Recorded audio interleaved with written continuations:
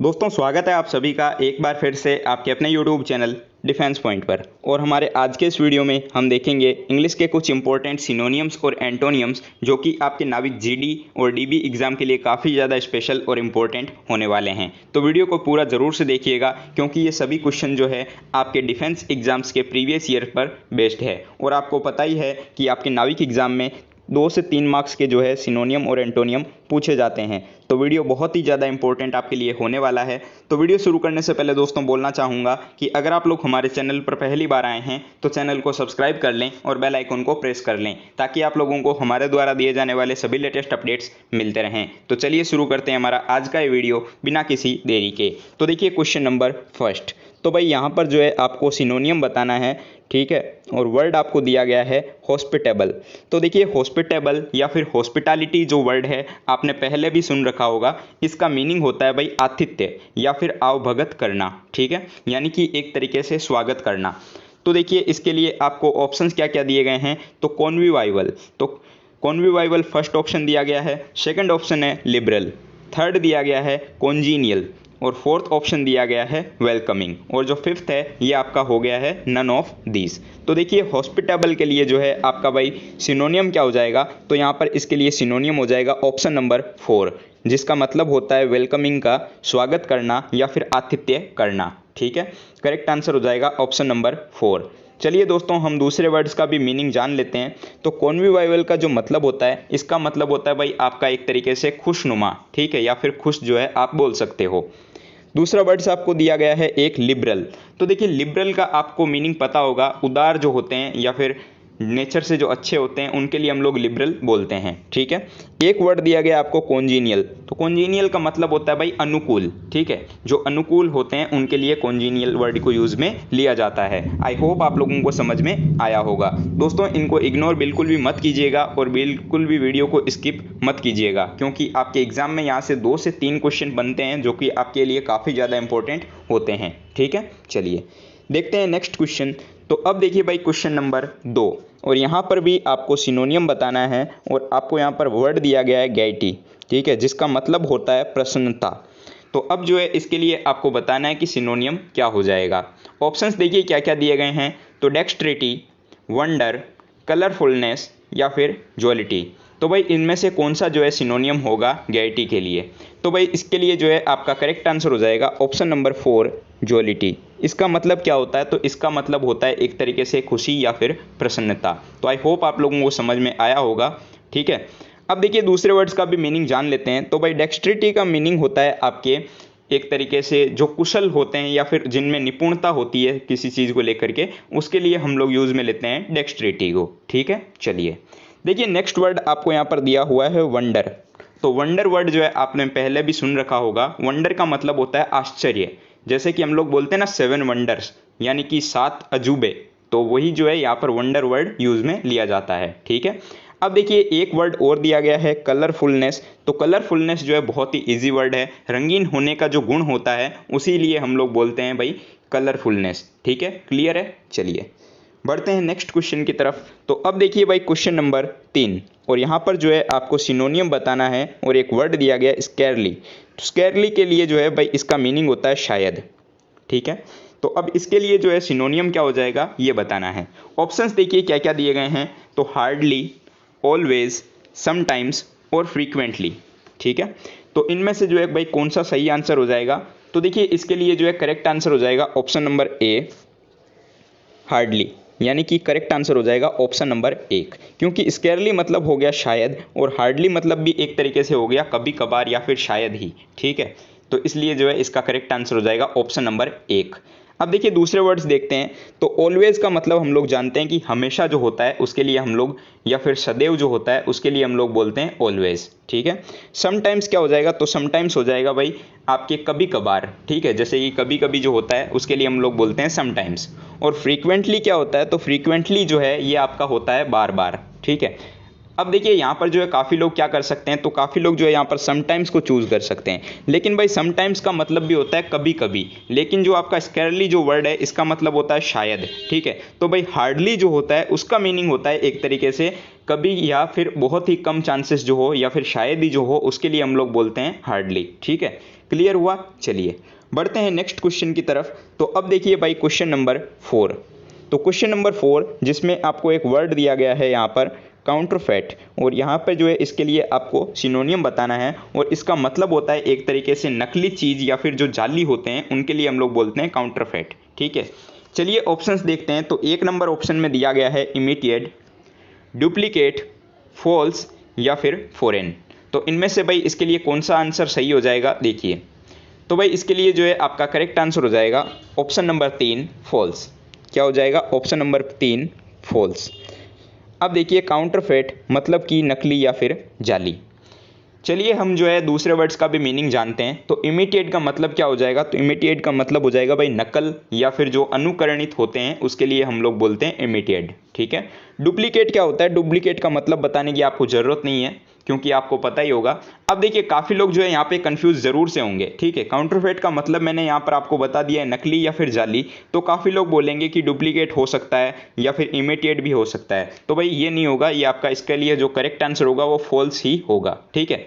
चलिए फॉरेन का मतलब आपको पता ही है, इसका बताने का ज़रूरत ही नहीं है, विदेश जो है फॉरेन का मतलब होता है। क्लियर है? चलिए बढ़ते हैं नेक्स्ट क्वेश्चन की तरफ।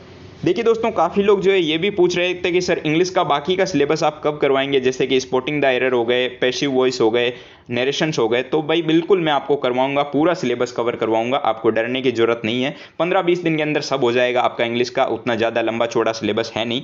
मैं आपको फिक्स टाइप के क्वेश्चंस करवा दूंगा जो कि आपके एग्जाम्स में पूछे जाते हैं, बस वहीं से क्वेश्चन आपका बनना है, ठीक है। बस आप लोग जो है जो भी वीडियोस दूँ वो पढ़ते जाइए, जो भी क्वेश्चंस आपको दिए जाएँ उनको सॉल्व करते जाइए, बस आप अपनी मेहनत पूरी तरीके से जारी रखिए। और देखिए सेल्फ स्टडी से बड़ा कुछ भी नहीं होता भाई, आप लोग जो है ज़रूर से सेल्फ स्टडी किया कीजिए, घर में जो है कम से कम 2 से 3 घंटे आप जो है सेल्फ स्टडी ज़रूर से किया कीजिए, ठीक है। चलिए देखिए क्वेश्चन नंबर 5, और यहाँ पर जो है आपको एक वर्ड दिया गया है डेज्ड, ठीक है, जिसका मतलब होता है स्तब्ध होना, ठीक है। और इसके लिए जो है आपको यहाँ पर सिनोनियम चूज करना है। तो देखिए ऑप्शंस देखिए पहले कि क्या क्या ऑप्शन दिए गए हैं। तो भाई शॉक्ड, ड्रीमी, हैप्पी या फिर टायर्ड। तो भाई देख के ही पता चल रहा है इसके लिए जो करेक्ट आंसर हो जाएगा स्तब्ध का यानी कि डेज्ड का, वो हो जाएगा शॉक्ड, ठीक है। मतलब एक तरीके से भौचक्का रह जाना या फिर स्तब्ध हो जाना, उसके लिए हम लोग बोलते हैं शॉक्ड, ठीक है। ड्रीमी का मतलब क्या होता है? देखिए ड्रीमी का मतलब होता है काल्पनिक, ठीक है, जो कल्पना हो उसके लिए हम लोग बोलते हैं ड्रीमी या फिर इमेजिनेशन। क्लियर है? चलिए हैप्पी का मतलब बताने की जरूरत नहीं है, और टायर्ड का मतलब होता है थका हुआ। क्लियर हो गया? चलिए दोस्तों अब हम बढ़ते हैं नेक्स्ट क्वेश्चन की तरफ, और क्वेश्चन नंबर 6 में आपको यहाँ पर एंटोनियम चूज करना है, ठीक है। 5 नंबर क्वेश्चन तक जो है आपको सिनोनियम पूछे गए थे, और अब जो 5 क्वेश्चन आएंगे आपके सामने यहाँ पर आपको एंटोनियम चूज करने हैं। दोस्तों साथ में नोट्स जरूर से तैयार करते रहिए, क्योंकि ये आपके जो भी सिनोनियम एंटोनियम मैं करवा रहा हूँ ये आपके डिफेंस के एग्जाम्स के ही प्रीवियस ईयर्स के क्वेश्चन हैं, और आपको पता है कि जो आपके क्वेश्चन आते हैं वो घूम फिर करके रिपीट ही होते हैं, ठीक है। तो भाई काफ़ी इंपॉर्टेंट आपके लिए हो जाते हैं। तो देखिए यहाँ पर जो है आपको एंटोनियम बताना है ऑब्लिगेटरी, जिसका मतलब होता है अनिवार्य, ठीक है। तो इसके लिए जो है आपको यहाँ पर एंटोनियम चूज करना है। करेक्ट आंसर क्या हो जाएगा? देखिए ऑप्शंस पहले, तो डाउटफुल, वॉलेंट्री, सिंसियरली या फिर फेथफुली। तो भाई इसके लिए जो है यहाँ पर करेक्ट आंसर हो जाता है ऑप्शन नंबर बी या फिर ऑप्शन नंबर 2 वॉलेंट्री, ठीक है। क्योंकि ऑब्लिगेटरी मतलब अनिवार्य हो गया, और वॉलेंट्री मतलब एक तरीके से जरूरी नहीं है कि अनिवार्य हो, ठीक है। इसका मतलब आप लोग समझ रहे होंगे मैं क्या बोलना चाह रहा हूं, ठीक है। तो भाई करेक्ट आंसर हो जाएगा ऑप्शन नंबर 2 वॉलेंट्री। चलिए दूसरे वर्ड्स का भी मीनिंग जानते हैं। तो भाई यहाँ पर पहला वर्ड आपको दिया गया है डाउटफुल। तो डाउटफुल मतलब क्या होता है? एक तरीके से संदेह या फिर शक करना, ठीक है, संदेहजनक या फिर शक करना, ये आप बोल सकते हो, ठीक है। सिंसियरली एक वर्ड दिया गया है, सिंसियरली का मतलब आपको पता है ईमानदारी से, ठीक है। और फेथफुली जो होता है मतलब एक तरीके से पूरी निष्ठा के साथ में, इसलिए हम लोग बोलते हैं फेथफुली, ठीक है। लेटर राइटिंग वगैरह में आपने देखा होगा फेथफुली वर्ड हम लोग नीचे लिखते हैं। क्लियर है? चलिए बढ़ते हैं नेक्स्ट क्वेश्चन की तरफ। तो अब देखिए भाई क्वेश्चन नंबर 7, और यहाँ पर जो है क्वेश्चन नंबर 7 में आपको एंटोनियम चूज करना है, और वर्ड क्या दिया गया है? तो सरकमस्पेक्ट, ठीक है। तो सरकमस्पेक्ट के लिए जो है आपको यहाँ पर एंटोनियम चूज करना है, जिसका मीनिंग होता है सावधान या फिर सतर्क होना, ठीक है। तो भाई इसके लिए जो है आपको एंटोनियम बताना है। आई होप आप लोगों को देखते ही समझ आ गया होगा कि इसका आंसर क्या होगा। तो भाई इसके लिए जो है आपका करेक्ट आंसर हो जाएगा ऑप्शन नंबर 1 केयरलेस। क्योंकि देखिए सरकमस्पेक्ट का मतलब हो गया एक तरीके से पूरी तरीके से सावधान, और जो ये होता है मतलब केयरलेस होता है मतलब एक तरीके से पूरा क्या हो गया, केयरलेस मतलब लापरवाह हो गया। पता है आपको? बिल्कुल। चलिए अब देखिए दूसरा वर्ड दिया गया है रेटिसेंट। तो इसका मतलब होता है भाई आपके अल्पभाषी, ठीक है। और होस्टाइल का मतलब क्या होता है? तो होस्टाइल का मतलब होता है आपका शत्रुतापूर्ण। क्या होता है? शत्रुतापूर्ण। चलिए जो भी वर्ड्स के मैं आपको हिंदी मीनिंग बताऊं वो साथ में नोट डाउन जरूर से करते जाइएगा, क्योंकि हिंदी मीनिंग समझना बहुत ज़्यादा जरूरी हो जाता है, ठीक है। और काफ़ी लोग ये भी पूछ रहे थे कि सर ये जो आप हिंदी मीनिंग प्रोवाइड करवा रहे हो ऊपर जो भी वर्ड दिया गया है ये आपको एग्जाम में देखने को भी मिलेगा या फिर नहीं मिलेगा? तो दोस्तों आपको जो है हिंदी वर्ड देखने को नहीं मिलेंगे, ये फिर सिर्फ जो है मैंने आपको यहाँ पर समझाने के लिए प्रोवाइड करवाए हैं, ठीक है। चलिए बढ़ते हैं नेक्स्ट क्वेश्चन की तरफ। तो अब देखिए क्वेश्चन नंबर 8, और यहाँ पर देखिए आपको वर्ड दिया गया है रिपल्सिव। और रिपल्सिव के लिए जो है आपको भाई एंटोनियम चूज करना है ऑप्शंस में से। रिपल्सिव का मतलब क्या होता है? तो प्रतिकर्षित या फिर घृणित जो है भाई रिपल्सिव का मतलब होता है, ठीक है। करेक्ट आंसर जो है आप लोग देखते ही समझ गए होंगे, अट्रैक्टिव जो है इसके लिए करेक्ट आंसर हो जाएगा ऑप्शन नंबर 1, क्योंकि अट्रैक्टिव मतलब होता है आकर्षित, ठीक है। और प्रतिकर्षित जो है इसका विलोम हो जाता है, ठीक है। तो रिपल्सिव मतलब हो गया प्रतिकर्षित और अट्रैक्टिव मतलब हो गया आकर्षित। कलरफुल का मतलब आपको पता है रंगीन होता है। अनअट्रैक्टिव का मतलब हो गया एक तरीके से बदसूरत या फिर जो मतलब अच्छा ना हो, उसके लिए हम लोग अनअट्रैक्टिव बोल सकते हैं। स्ट्राइकिंग का मतलब हो गया असाधारण या फिर उल्लेखनीय जो होता है उसके लिए हम लोग बोलते हैं स्ट्राइकिंग। क्लियर है? चलिए बढ़ते हैं हमारे नेक्स्ट क्वेश्चन की तरफ। तो अब देखिए भाई लोग क्वेश्चन नंबर 9, और यहाँ पर देखिए इस क्वेश्चन नंबर 9 में आपको एक वर्ड दिया गया है किंडल्ड, ठीक है। किंडल्ड वर्ड का मीनिंग क्या होता है? तो इसका मतलब होता है भाई उद्दीप्त या फिर जलती हुई, ठीक है।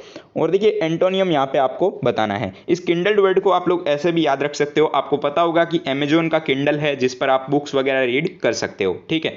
तो किंडल्ड मतलब हो गया एक तरीके से उद्दीप्त या फिर जलती हुई।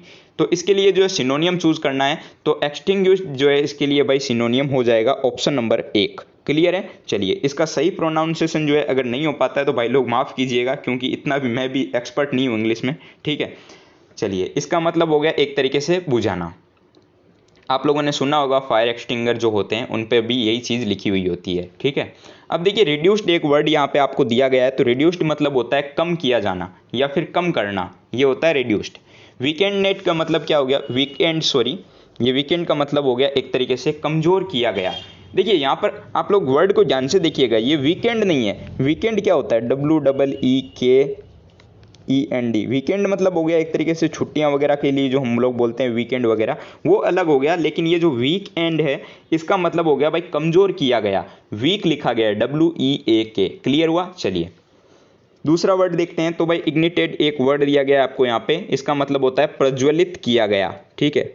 किसी चीज़ को प्रज्वलित करना या फिर जलाना। अगर सिनोनियम यहाँ पे पूछा जाता किंडल्ड का तो भाई यहाँ पर ऑप्शन नंबर 4 करेक्ट हो जाता, ठीक है। लेकिन हमें एंटोनियम पूछा गया था तो इसके लिए करेक्ट आंसर हो जाएगा भाई ऑप्शन नंबर 1। क्लियर है? चलिए देखते हैं दोस्तों आज के इस वीडियो का लास्ट एंटोनियम, और यहाँ पर जो है आपको एक वर्ड दिया गया है वाइटल, ठीक है। वाइटल के लिए आपको चूज करना है एंटोनियम। वाइटल का मतलब क्या होता है? तो इसका मतलब होता है भाई महत्वपूर्ण, यानी कि इंपॉर्टेंट जो है आप बोल सकते हो। ऑप्शंस देखिए क्या क्या दिए गए हैं। तो ट्राइवाइवल, पेरिफेरल, ऑप्शनल या फिर सुपरफिशियल। तो भाई इसमें से जो है क्या आंसर करेक्ट हो जाएगा यहाँ पे देखिए।